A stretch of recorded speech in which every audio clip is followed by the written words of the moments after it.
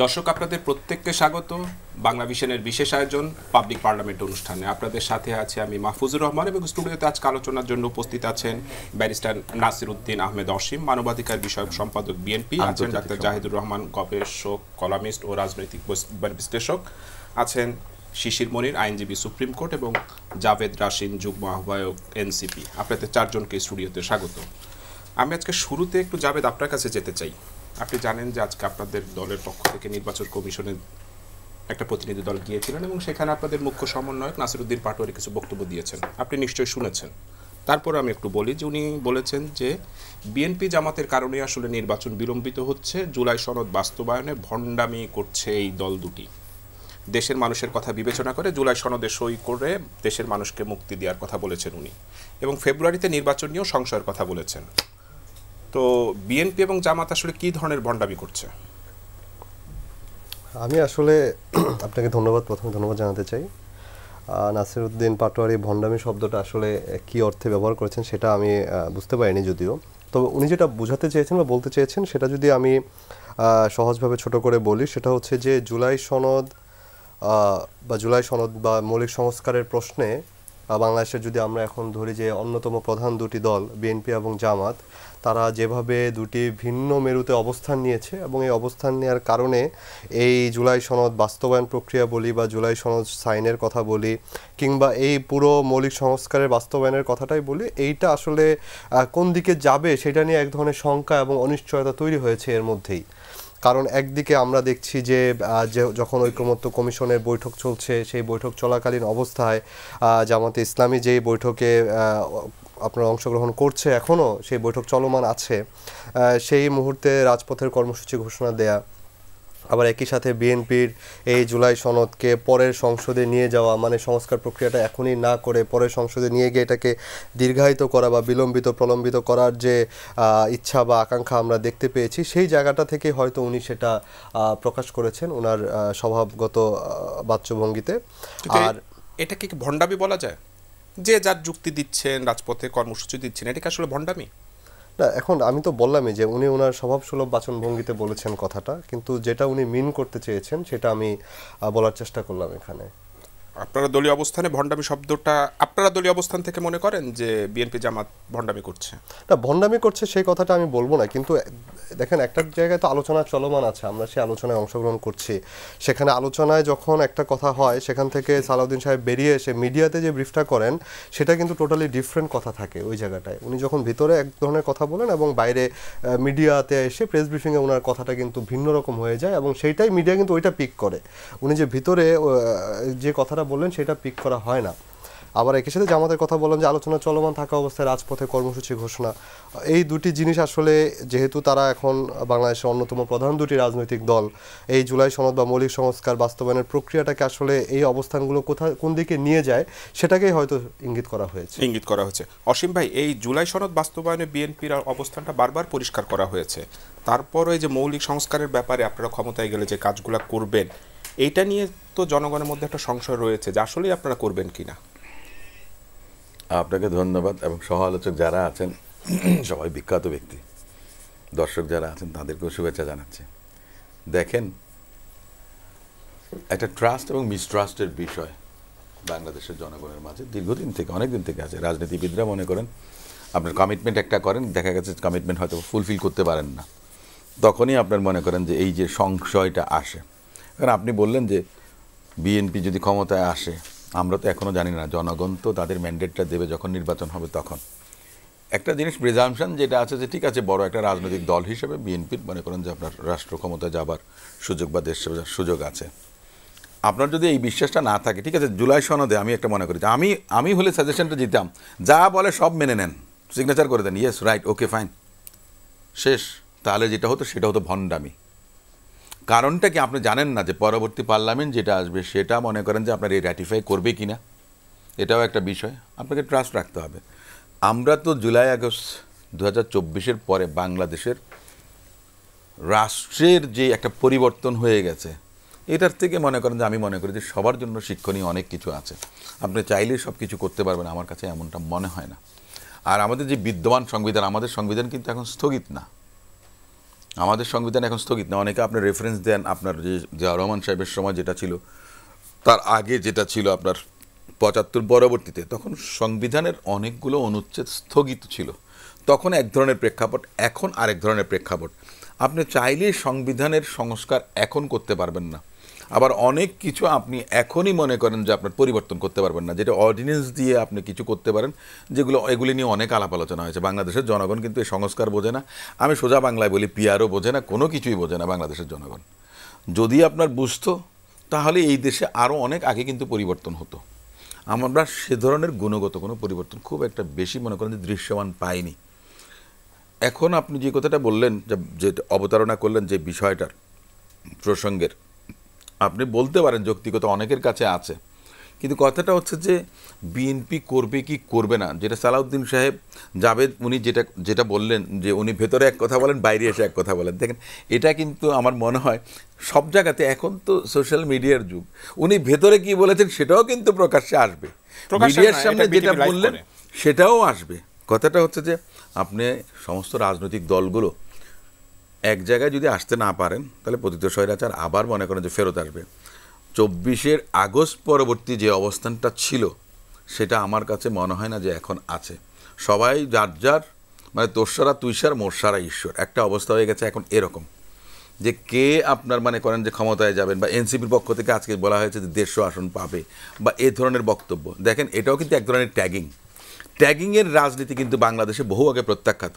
ট্যাগিংয়ের কারণে যে রাজাকারের নাতিপুতি, রাজাকারের বাচ্চারা, সাবেক যে প্রধানমন্ত্রী ছিলেন স্বৈরাচারের, তিনি এই কথাটা বলেছিলেন, তখন কিন্তু সমগ্র বাংলাদেশের জনগণ ফুঁসে উঠেছিল। ডাকসু নির্বাচনেও, আমি শিশির মনির এখানে উপস্থিত আছেন, আপনার তুমিও জানি আমিও জানি অমুক পাকিস্তানি, এটা কিন্তু সাধারণ ছাত্ররা নেয়নি, এটা কিন্তু ভুল করেন। এই ১৫০ আসন আমি পাবো, তাহলে আমাকে বলেন আপনি এনসিপির এনসিপি তো পরবর্তীতে হয়েছে রাজনৈতিক দলটা, তার আগে তো মনে করেন বৈষম্য বিরোধী ছাত্ররা মনে করেন আপনার সমস্ত কিছুর আমি বলবো যে নেতৃত্বটা দিয়েছেন, সবাইকে কিন্তু একটা প্ল্যাটফর্মে এনেছেন, সরকার বিরোধী আন্দোলন গড়ে তুলেছেন, এবং সেটার সাফল্য আমরা অর্জন করেছি। কিন্তু তাহলে সেই সাফল্য কেন এনসিপি হবার পর আমরা তার প্রতিফলন তো ডাকসুতে দেখিনি, কেন আমরা দেখলাম না? তো তাহলে আপনি এই যে বলেন যে আমি ১৫০ আসন পাবো, কিংবা জামাত বলবে আমি ক্ষমতায় যাব, কিংবা বিএনপি বলবে ক্ষমতায় যাব, এনসিপির আন্দোলনের প্রতিফলন যেমন দেখা যায়নি, বিএনপি ১৭ বছর আন্দোলন করেছে, সেই প্রতিফলনও কিন্তু ডাকসুতে দেখা যায়নি। আমি আপনাকে একটা কথা বলি, সেটা কেন আপনি দেখতে পারেননি? ১৫ বছর একটা ছাত্র সংগঠন হলে থাকা দূরের কথা, বিশ্ববিদ্যালয়ে ক্লাস করতে পারেনি, পরীক্ষা দিতে পারেনি, পালিয়ে বেরিয়েছে। ছাত্র দলের কয়েকজন সভাপতি গেছে, যাদেরকে রক্তাক্ত করা হয়েছে আক্রমণ করে। ছাত্র সংগঠনের প্রধান, ছাত্র দলের প্রেসিডেন্ট সেক্রেটারিকে কখনো, কিংবা আমি এর আগে আমাদের সময় যখন বিএনপি রাষ্ট্র ক্ষমতায় ছিল, তখনও কিন্তু এ ধরনের ঘটনা ঘটেনি। সেরকম একটা প্রতিকূল পরিবেশে তারা তাদের রাজনৈতিক যে কর্মকাণ্ড সেটা তারা পরিচালিত করতে পারেনি। Out of sight out of mind বলে একটা কথা আছে। বিশ্ববিদ্যালয়ের ছাত্রছাত্রীরা আপনার কতটুকু পলিটিক্যালি কনসাস, এটা নিয়ে আমার কিন্তু নিজের কাছে এখন একটা প্রশ্ন জাগে। সে জায়গাতে ছাত্র শিবির, এখন ছাত্র জামায়াত, তারা বলছেন যে অমুক আমাদের ছেলে, অমুক আমাদের ছেলে, মানে তারা ছাত্র লীগের অন্তরালে থেকে রাজনীতিটা করেছে। অব্যবহিত পর জুলাই ২৪-এর পর, আগস্ট ২৪-এর পর ছাত্র শিবির আপনার বলেছিল, দাবি তুলেছিল যে বিশ্ববিদ্যালয়ে কোনো ছাত্র রাজনীতি থাকবে না, বা এ ধরনের কথা, যার কারণে মনে করেন যে কেউ রাজনৈতিকভাবে সম্পৃক্ততা দেখাতে পারেনি বা করেনি।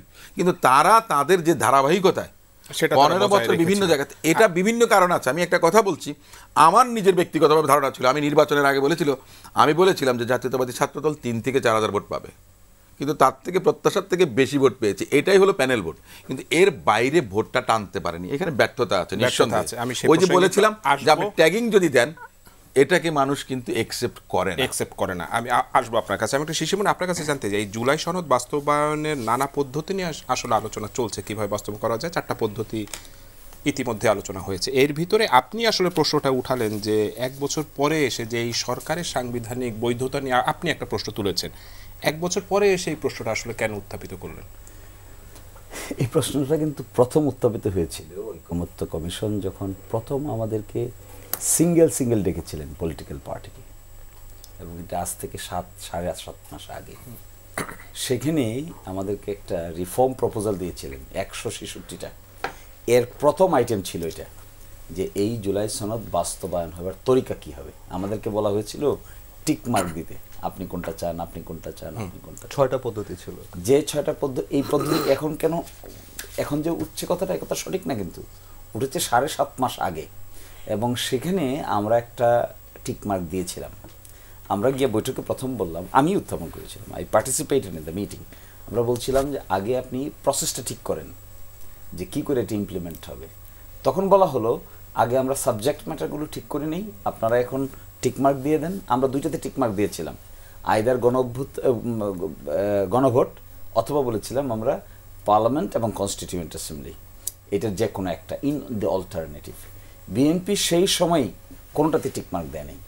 আমাদের কাছে এই প্রপোজালটা যখন সেখানে উত্থাপন করা হলো, আলী রিয়াজ সাহেবদের যে কমিটির মেম্বাররা ছিলেন তারা এসে বললেন যে আপনারা কোনটাতে ঠিক চিহ্ন দিতে চান। আমরা 1 বললাম গণভোট, 2 বললাম পার্লামেন্ট এবং constituent assembly at the same time. তবে নির্বাচনের আগে, পরে না, পরে গঠিত কনস্টিটিউশন। কিন্তু সেখানে একটা তো দেয়, এই বিতর্ক কিন্তু 7.5 মাস আগের। এখন যখন একসাথে হলো, কিছু বিষয় একমত হয়ে গেল, কিছু আসে ডিসিংটিং থেকে গেল, আর কিছু আসে বাদ হয়ে গেল। বিশেষ করে এনসিসি, ন্যাশনাল কনস্টিটিউশনাল কাউন্সিলে যে প্রস্তাবটা দিয়েছিলেন, এটা পুরোপুরি বাদ হয়ে গেল। তো বাদ হয়ে গিয়ে যে লিস্টটা তৈরি হলো, তৈরি হওয়ার পরে সেই মিটিংয়ে আমি উত্থাপন করেছিলাম যে আমরা যেটা করে ফেললাম, এগ্রি করে ফেললাম, এখন বাস্তবায়নের প্রশ্নে কি হবে। তখন ঐকমত্য কমিশন বললেন এই ব্যাপারে তারা দ্রুতই আমাদেরকে জানাবেন। দেন একটা চিঠি পাঠালেন, চিঠি পাঠিয়ে বললেন যে এইগুলোতে আমরা এগ্রি করেছি, এই সেই খসড়া সনদ আপনারা স্বাক্ষর করেন। অঙ্গীকারনামা দিলেন একটা, এই অঙ্গীকারনামার মধ্যে একটা আছে গ্রাজুয়ালি 2 বছরের ভিতরে বাস্তবায়ন করবে। আমরা চিঠি দিলাম যে no, we do not agree, gradually 2 বছরের মধ্যে বাস্তবায়ন হবে, এটা আমরা চাই না, প্রয়োজনে আবার মিটিং ডাকেন। দেন একটা মিটিং ডাকলেন, ডেকে বললেন যে আপনারা আমাদেরকে কে কিভাবে বাস্তবায়ন চান চিঠি দেন। আমরা চিঠি দিলাম যে আমরা এইভাবে চাই। আমাদেরকে বললেন যে চিঠির সঙ্গে কি মডেলে চান সেটা দেন। দেন আমরা একটা ড্রাফট জমা দিলাম যে ঠিক আছে, আরও স্পষ্ট হোক বিষয়টা, যে এইভাবে না হয়ে এভাবে হতে পারে। দেন একটা সম্মিলিত মিটিং হলো। এই মিটিংয়ের পরে আবার প্রধান উপদেষ্টার সভাপতি তার একটা মিটিং হলো। ফলে এই কথাটা সঠিক না যে আমরা এসে 1 বছর পরে বলছি। আমরা কিন্তু শুরু করেছিলাম ঐকমত্য কমিশনের প্রথম দিনই। কিন্তু সরকারের সাংবিধানিক বৈধতা নেই, আপনি এরকমের কথা বলছেন, এইটার যুক্তিটা? আমি কথা বলছি না, এটা ভুল বলা হচ্ছে। আমি বলছি এই সরকারের বৈধতার পিন পয়েন্ট সোর্সটা হলো গণ অভ্যুত্থান, সংবিধানের 106 অনুচ্ছেদ না, এটা ভুল। তাহলে কি জনগণের যদি হয় তাহলে কি এটা বিপ্লবী সরকারের দিকে যায় কিনা? এটা অভ্যুত্থানের সরকার। এই অভ্যুত্থানের ভিত্তিতে অন্তর্বর্তী সরকার গঠিত হয়েছে। আমরা এখন এসে যে আর্গুমেন্টটা করছি যে একটা 106 অনুচ্ছেদ অনুযায়ী একটা সুপ্রিম কোর্টের মতামতের ভিত্তিতে গঠিত সরকার, এটা হলে আপনি ভেকুয়ামি পড়বেন। কনস্টিটিউশনাল জুরিসপ্রুডেন্সের কোনো কিছুর ধারাবাহিকতা নাই তো। কোথায় আছে বলেন দেখি? 106 অনুচ্ছেদ দিয়ে আনকনস্টিটিউশনালকে কনস্টিটিউশনাল বানানো যায়? কোথায় আছে পৃথিবীতে? এখানে শিশির ভাই আমি একটা যুক্তি দেখাই যে 5 তারিখে বঙ্গভবনে 2024 সালে 5 তারিখে বঙ্গভবনে যে মিটিংটা হলো সেখানে সব দলের অংশগ্রহণ কিন্তু ছিল। আপনাদের দলের আমিরও ছিলেন, বিএনপির মহাসচিব ছিলেন, জাতীয় পার্টিও ছিলেন, ছাত্র প্রতিনিধিরা ছিলেন। ওই মিটিংয়েই তো একটা সিদ্ধান্ত হয় যে একটা অন্তর্বর্তীকালীন সরকার গঠনের সিদ্ধান্ত হয়। ছাত্র প্রতিনিধিরা ছিলেন না ওখানে, যে দুজনের কথা বলা হচ্ছে পরবর্তীতে ইয়া হয় যে তারা ছাত্র প্রতিনিধি নন, এটা কারেকশন। আচ্ছা, তো ওই মিটিংয়ে যে সিদ্ধান্ত হলো অন্তর্বর্তী সরকার গঠনের, সেটা কি আসলে অবৈধ ছিল? ধরেন ওই মিটিংয়ের সিদ্ধান্ত হলো অন্তর্বর্তীকালীন সরকারের, প্রশ্নটা হলো ওরা এই ডিসিশনটা নেওয়ার এখতিয়ারটা কোথায়? 106 নাকি গণ অভ্যুত্থান? তখন এই প্রশ্নটা, বিতর্কটা আসেনি। বসলো কি করে? বসার তো কথা না। ওনারা যে একমতে বসলেন, মিলিটারি চিফ যে ডাকলেন, ডেকে জামাতের আমির, অমুক দলের অমুক, তমুক দলের আমির, এই সময় 106 কোথায় ছিল? মিলিটারি চিফ ডাকেন কিভাবে? এই সময় তো না, সেটা বঙ্গভবনে মানে বৈঠক ছিল। ঠিক আছে, যে ডাকলো ডাকলো, একজন ডাকছেন, একজন মধ্যস্থতা করেছেন, বসলাম আমরা। বসে কি আমরা 106 পেলাম নাকি গণ অভ্যুত্থান পেলাম? এই বসার আর্টিকেল 7 তো পেলেন, আর্টিকেল 7 পেলাম। এই আর্টিকেল 7টা আমরা পেলাম। আর্টিকেল 7কে আমরা 106 নিলাম কেন? আমরা একটা সবল জিনিসকে দুর্বল নিলাম কেন? একটা স্ট্রং জিনিসকে উইকার বানালাম কেন? একটা স্ট্রংগেস্ট ব্যাপারটাকে হালকা বানালাম কেন? বানিয়ে এখন এসে আর্গুমেন্ট করছি এটা 106 অনুচ্ছেদের সরকার, না বুঝে করছি এটা। এই যে না বুঝার ফল, খেসারত যুগের পর যুগ দিতে হবে। কারা কারা দিবে এই ইতিহাস দেখবেন। আমি একটু আপনার কাছে জানতে চাই যে আসলে আমরা সবল রেখে দুর্বল দিকেই আসলে সমাধানটা খুঁজছি কিনা। ধন্যবাদ। সেই পুরনো তর্ক 5 আগস্টের পরবর্তী সময়ে এই আলাপটা এসছিল, এটা আবার এখন মাথাচাড়া দিচ্ছে। মনে হচ্ছিল যে আবার আলাপটা আপাতত রিজলভ হয়েছে। শেখ হাসিনার পতন এবং পালিয়ে যাওয়ার পর একটা চেষ্টা ছিল, ইনফ্যাক্ট এটা প্রথম থেকেই একটা গ্রুপ এবং বিশেষ করে অন্তত একজন স্পেসিফিক পাবলিক ইন্টেলেকচুয়াল এটাকে বিপ্লব বলার চেষ্টা করেছেন। উনি প্রথম দিন থেকে চেষ্টা করেছেন এবং উনি যেভাবে সরকার গঠিত হয়েছে সেটাকে ডিনাউন্স করেছেন। উনি মনে করেছেন একটা বিপ্লবী সরকার হওয়া দরকার ছিল। আজকে সুযোগ নাই, ওই সময় আমি ক্রমাগত এই কাজটা করার চেষ্টা করেছি, কেন এটা বিপ্লব ছিল না। এবং যখন বিপ্লব না হয়ে থাকে তখন একটা সাংবিধানিক পেরিমিটারের মধ্যে থাকার চেষ্টাটা তখন আসলে ছিল বলেই 106 যাওয়া হয়েছে। সবল হওয়ার মতো শক্তি যদি আপনার না থাকে, গায়ের জোরে সবল হয়ে লাভ নাই। ঘাট ধরে গণ অভ্যুত্থানকে বিপ্লব বানানোর চেষ্টা কিলিয়ে কাঁঠাল পাকানোর মতো হয় আসলে। তাতে লাভ ক্ষতি যেটা হয়, বিপ্লবের যে বেনিফিট সেটা তো প্রশ্নই আসে না, গণ অভ্যুত্থান থেকে যে বেনিফিট পাওয়ার সুযোগ ছিল সেটাও পাওয়া হয় না। ফলে 106 যাওয়া হলো ওই কারণে। এবং আমি এটাকে খুব বড় সংকট হয়ে যাবে বলে মনে করি না একটা জায়গায়। এটা ফ্যাক্ট, একটা রেফারেন্সের মাধ্যমে এটা হলো এবং আমরা সংবিধানের মধ্যে থাকলাম। আমাদের তো ইতিহাস আছে, আমরা কোনো কোনো ক্ষেত্রে যদি সাংবিধানিক কোনো ব্যত্যয় ঘটে থাকে তাহলে আমরা সেগুলো পরে র্যাটিফাই করেছি। আমরা বলতে পারি যে 5th 7th এগুলো বাতিল হয়েছে, কিন্তু 11th তো আমাদের সংবিধানে এখনো রয়ে গেছে। এটাও আমাদের আগে করে ফেলা কাজের র্যাটিফিকেশন হয়েছে। আমাদের কিছু কাজ র্যাটিফাই করতে হবে, এটা কোনো অভাবনীয় কাজ না সারা পৃথিবীর। যদি আমরা কনস্টিটিউশনের হিস্ট্রিতে বলি, আমাদের যেমন নির্বাচন তো দেরি হলো, নির্বাচন তো সংসদ ভেঙে যাওয়ার 3 মাসের মধ্যে হওয়ার কথা ছিল, কিন্তু এটা তো হয় নাই। যেহেতু হয় নাই, এখানে আবার সংবিধান ভঙ্গ হয়েছে। সুতরাং আমাদের পরবর্তী যে সরকার আছে তাকে বেশ কিছু জিনিস একটা অ্যামেন্ডমেন্টের মাধ্যমে, আমি ধরে নেই যে গণ পরিষদ বা এগুলো কিছু হবে না, ধরে যদি নেই, এটা একটা র্যাটিফিকেশন করতে হবে। সেই র্যাটিফিকেশনের মধ্যে বাকি যা যা যেখানে আমরা বিশেষজ্ঞরা বসবেন, যেখানে যেখানে প্রয়োজন, যেখানে যেখানে ব্যত্যয় হয়েছে সেই জিনিসগুলো ওখানে ঠিক করে নেবেন। সুতরাং এটা মানে যেহেতু কিছু কিছু জায়গায় ভঙ্গ হয়েছে তাই এই সরকারটা পুরো অবৈধ। আর আমাদের এটাকে অবৈধ এই কারণে আমি মনে করি বলতে পারি না, সংবিধানে না থাকা বিষয়ও ডক্ট্রিন অফ নেসেসিটি, এটা হচ্ছে কি না হচ্ছে যে ডিফারেন্ট ডিবেট, এখানে এটা অ্যাপ্লিকেবল কি না। ডক্ট্রিন অফ নেসেসিটির জন্য আমাদের আপিল বিভাগ সংবিধানের বাইরে যে কোনো সিদ্ধান্ত দিতেও পারে। আমি 13th অ্যামেন্ডমেন্টের যে বাতিলের ভার্ডিক্ট ছিল সেটার কথা বলি। আমাদের এই যে খায়রুল হকের নেতৃত্বাধীন যে আপিল বিভাগ, তারা সেটা বাতিল করেছেন তাদের যুক্তিতেই, আমি তাদের যুক্তি গ্রহণ করছি না, তাদের যুক্তিতেই বাতিল করেছেন। এটাকে তারা গণতন্ত্রের সাথে এবং কনস্টিটিউশনের সাথে কনফ্লিক্টিং বলছেন, কিন্তু তারা শর্ট ভার্ডিক্টে বলেছিলেন যে ডক্ট্রিন অফ নেসেসিটি এবং যে বেসিক কথা যে জনগণের নিরাপত্তা এবং রাষ্ট্রের নিরাপত্তায় সর্বোচ্চ আইন, তার ভিত্তিতে পরবর্তী দুইটা এই 13th অ্যামেন্ডমেন্টের ভিত্তিতেই হতে পারত যদি সংসদ মনে করে এরকম। না না না, ভুল। শর্ট ভার্ডিক্টে বলছে সংসদ মনে করে, এটা পরবর্তীতে উনি চেঞ্জ করেছেন, এটা ওনার শয়তানি ছিল। আমরা এই কথা বলি যে এটা বিচারিক শয়তানি। এটা শর্ট ভার্ডিক্টে ছিল যে পরবর্তী দুইটা এর অধীনে হতে পারে, এটার জন্য কোনো সংসদ উল্লেখ ছিল না।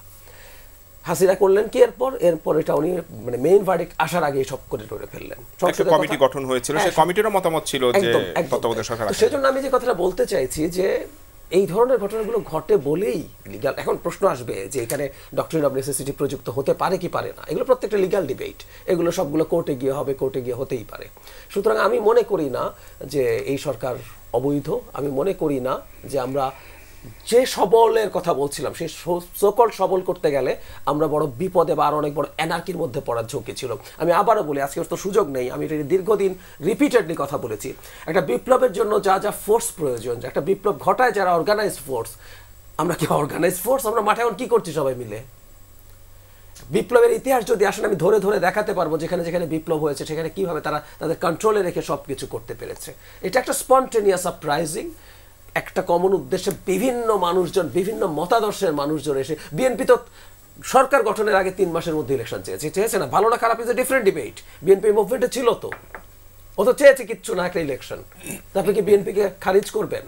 সো বিপ্লবী ফোর্স নাই মাঠে, আপনার বিপ্লবী ইশতেহার নাই, হঠাৎ করে বিপ্লব বলে সংবিধান বাতিল টাতিল করে দিয়ে একটা সরকার করবেন, দেশ ডিজাস্টারে ঢুকতো। আমি মনে করি খানিকটা কাগজে কলমে যদি দুর্বল মনেও হয় আমরা এনার্কি থেকে বেঁচেছি এটা। কিন্তু সেটা কি পরবর্তীতে চ্যালেঞ্জড হবে কিনা? অসীম ভাই, আপনার কি মনে হয়? আপনি তো আইনের ছাত্র। না দেখেন, আপনার আমি একটা কথা বলি, এই ধরনের তো অনেক কিছু ছিল। আপনি মনে করেন যে দৃষ্টিভঙ্গির ব্যাপারটা, এটা আপনার যেমন 5th অ্যামেন্ডমেন্ট আপনার কবে বাতিল হয়েছে? 5th অ্যামেন্ডমেন্ট চ্যালেঞ্জ করে কেউ কিন্তু মামলা করেনি। মুন সিনেমা হল নিয়ে আপনার মামলা হয়েছে, ধান বানতে শিবের গীত গেয়ে গেলেন আরেকজন, তো এটা সে কখন যে কোথায় কার মাথায় কি আসবে। আমরা তো বলি যে ইনস্টিটিউশনাল ডেভেলপমেন্ট সংস্কার যদি না হয় যে কোনো কিছু আগামীতে সবসময় শঙ্কা আশঙ্কা থেকেই যাবে, এ ব্যাপারে কোনো সন্দেহ নাই। 1-11-র সময় যখন আপনার মঈনুদ্দিন ফখরুদ্দিন সাহেবের নেতৃত্বে আপনার এই হলো, উনি কি হিসেবে এলেন তত্ত্বাবধায়ক সরকারের প্রধান? বিশিষ্ট নাগরিক হিসেবে। তাহলে তখনকার প্রেক্ষাপটটা এমন ছিল যে কে এম হাসান সাহেব বাদ গেলে মাহমুদুল আমিন চৌধুরী সাহেব আসবেন, না হলে হাইকোর্ট ডিভিশনের সবচেয়ে সিনিয়র যিনি এমিরিয়েট পাস বিচারপতি ছিলেন তিনি হবেন, তারপরে আসবে কে আপনার বিশিষ্ট নাগরিক, তারপরে আসবে কি সর্বশেষ যেটা 6 নম্বর রাষ্ট্রপতি নিজে। তো ইয়াজউদ্দিন সাহেব তো সেটাই এসছেন। তখন কি ওই আগুনের মধ্যে ঝাঁপ দেওয়ার জন্য আপনার কেউ কি রেডি ছিলেন? ফখরুদ্দিন সাহেবকে তো আনা হয়েছে মনে করেন যে বিদেশিদের যে একটা প্লট ছিল, প্ল্যান ছিল, সে কারণে আনা হয়েছে।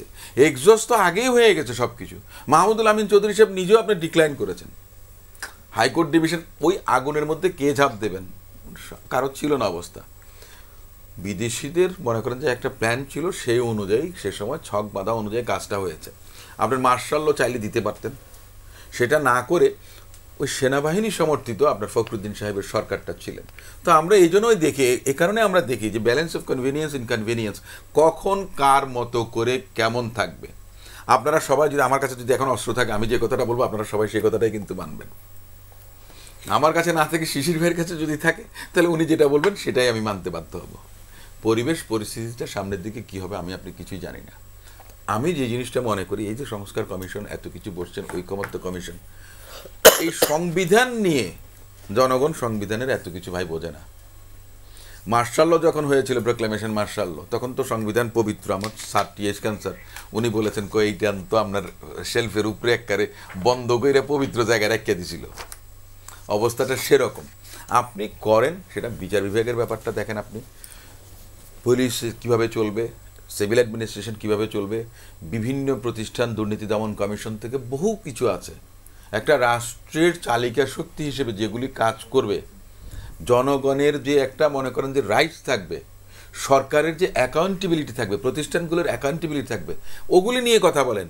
গত একটা বছর ধরে যে কোন পদ্ধতিতে কি হবে আমি এটা দেখেছি। আমি এতে কিন্তু একটু হতাশ। আমার হতাশাটা ও জায়গাতেই যে আপনার অমুক আসলে কী করবে, তমুক আসলে কী করবে, সব কিছু ঠিক আছে। আপনার আসার পরে পরবর্তী পার্লামেন্ট যদি কোনো কিছু আপনার র্যাটিফাই না করে, তাহলে কি দেশ কি শূন্যের মধ্যে ভাসবে?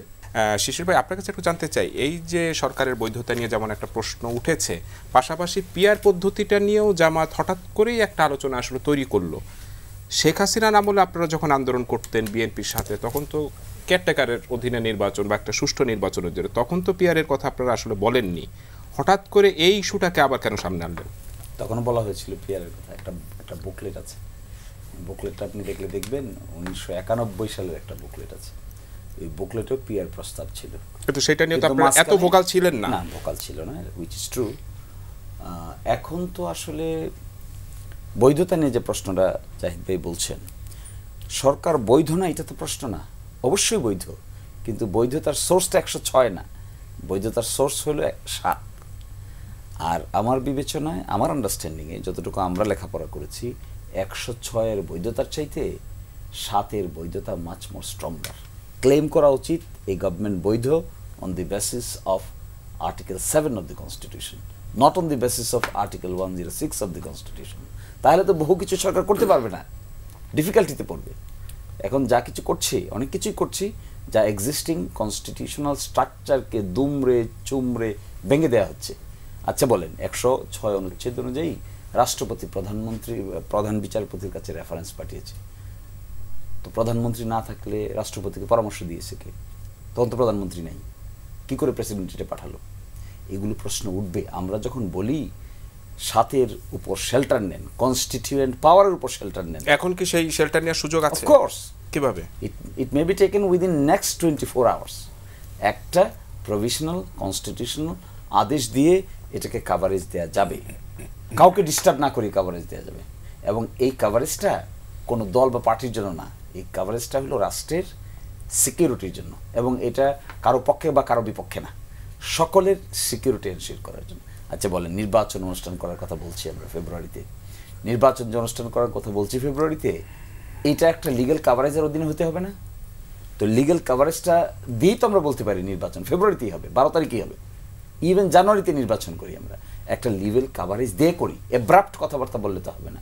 এই লিগেল কাভারেজটা দেওয়ার একটা সহি তরিকা হলো জুলাই সনদটাকে ইমপ্লিমেন্ট করার জন্য যে লিগেল ডকুমেন্টটা তৈরি করা হবে এটার মধ্যেই দেওয়া, এবং এটা দিলে সকলের জন্য বেনিফিট হবে। ফর গড সেক, আমরা কিন্তু আমাদের নিজস্ব ইন্টারেস্টের কথা বলছি না, বলছি হলো সকলের ইন্টারেস্টের কথা।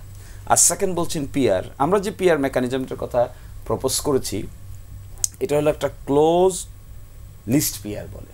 পিআর এর নানা মডেল আছে, পৃথিবীর বিভিন্ন দেশে আছে।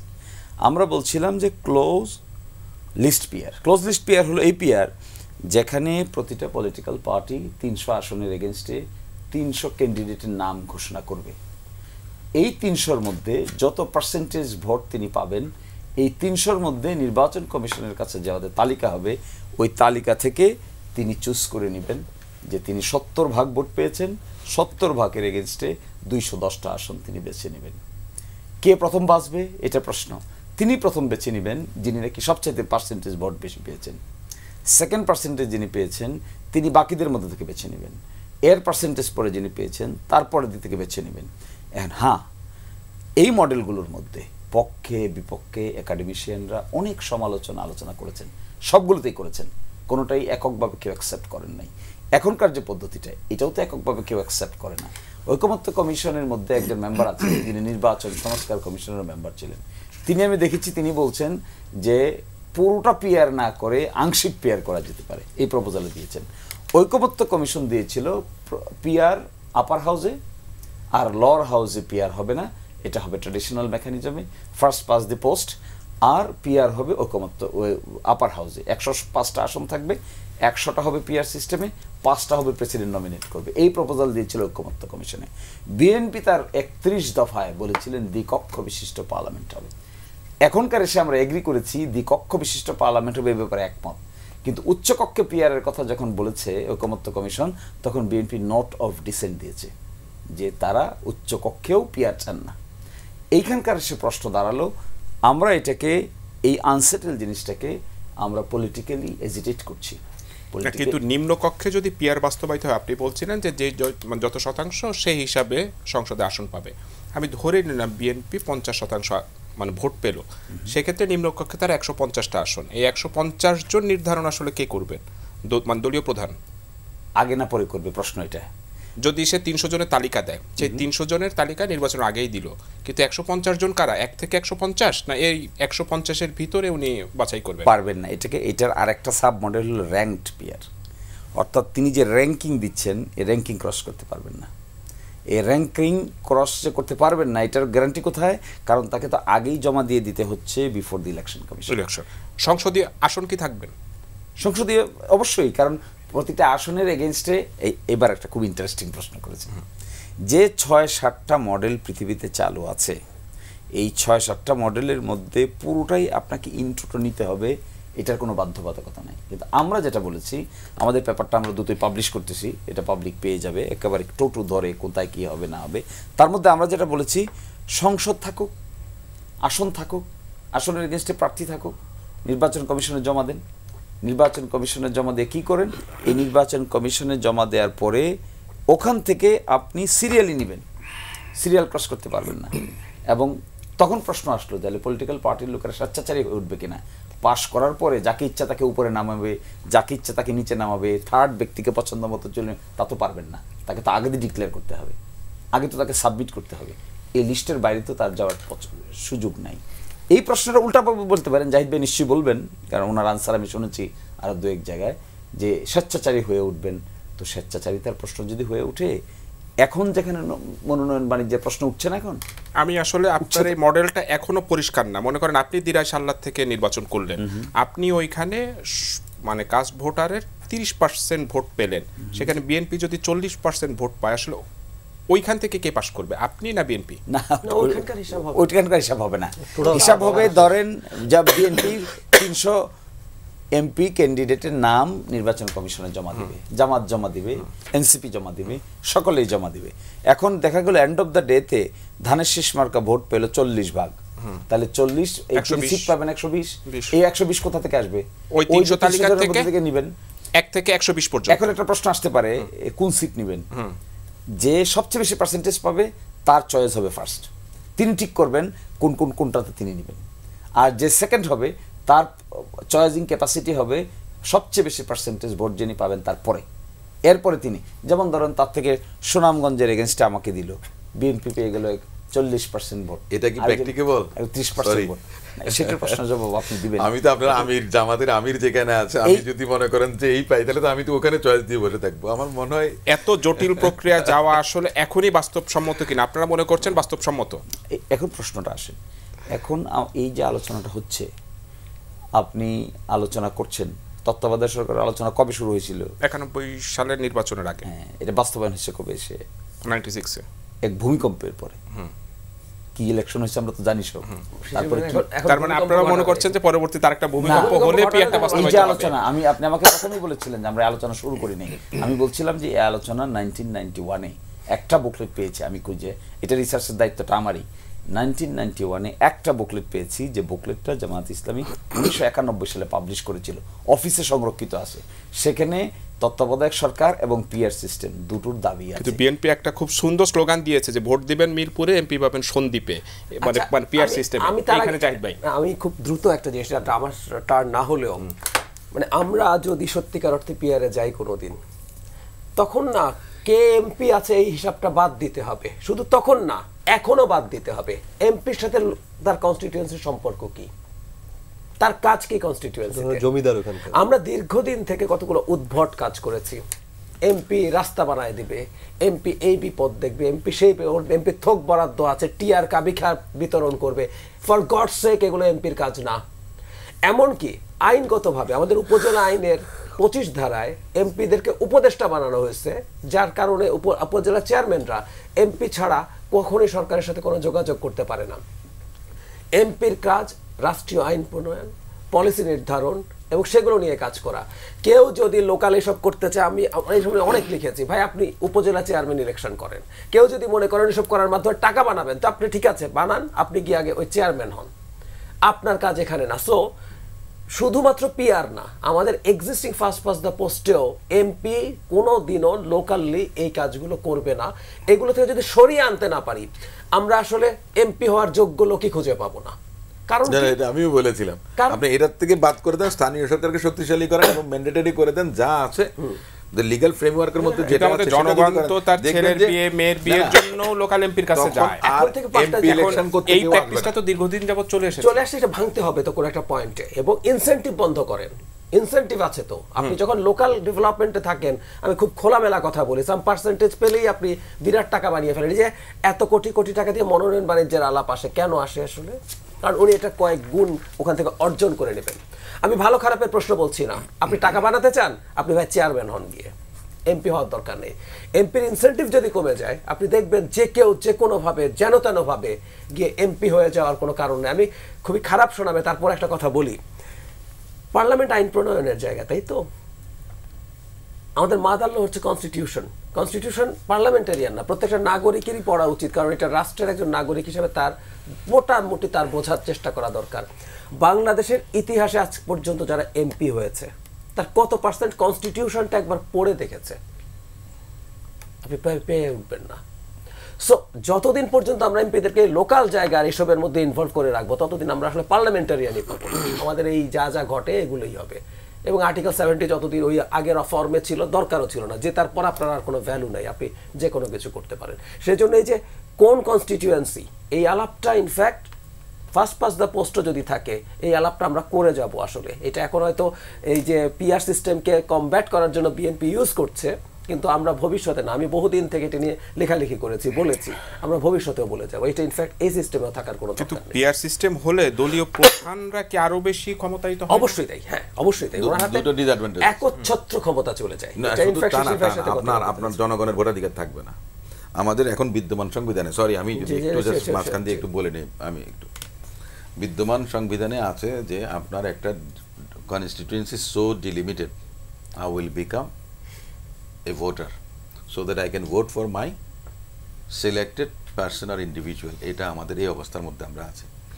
আপনার শিশির ভাই যে কথাটা বললেন যে আমি যখন সংখ্যাগরিষ্ঠতা, আমি যদি পার্সেন্টেজ বেশি পাই তাহলে আমি আগে সিলেক্ট করব কোথায় কোথায় কোথায়, তাই না? তাহলে আমি কি করব, আগে দেখবো যে ওনাদের স্টলওয়ার্ড যারা আছেন, শিশির ভাই আছেন, জামাতের আমির আছেন, ওই যে তাহের ভাই আছেন, আমি ওই সমস্ত জায়গায় আমার এমপি বসিয়ে দিব, আমি আগে নিয়ে নেব। এটা হলো এক ধরনের, আপনি যেটা বলেন। আরেকটা যেটা আছে, বিভিন্ন দেশে আছে, আপনি মনে করেন যে 1 থেকে 300 জন আমাদের পার্লামেন্ট মেম্বার, আমাকে ধরেন আমার দল 300 নম্বরে দিল, আমার দল যদি 33% ভোট পায় তাহলে 100টা সিট পাবে। এই 100টা কিন্তু 1 থেকে শুরু করে 100 যাবে, আমি 300, আমি বাদ। আমি আমার কনস্টিটিউয়েন্সিতে 99% ভোট পেলাম, আমার ভোটাররা আমাকে চয়েস করলো, বাকি 1% রেস্ট অফ দি ক্যান্ডিডেটস তারা মনে করেন পেলেন, কিন্তু আমি তো 300 নম্বর সিরিয়ালে আমি এমপি হতে পারবো না। তার মানে কি, আমার জনগণের ভোটিং রাইটটা নাই।